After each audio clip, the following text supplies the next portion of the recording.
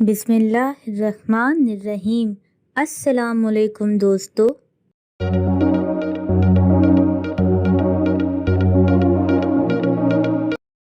आज का सवाल ये है, वो कौन सा जानदार है जिसका खाना हम चुरा के खाते हैं?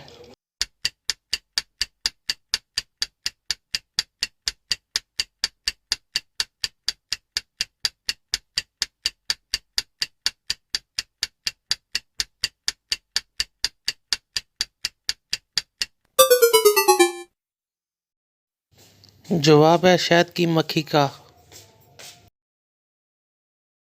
इस वीडियो को लाइक करें, हमारे चैनल को सब्सक्राइब करें और बेल आइकन जरूर प्रेस करें हमारी न्यू वीडियो सबसे पहले देखने के लिए।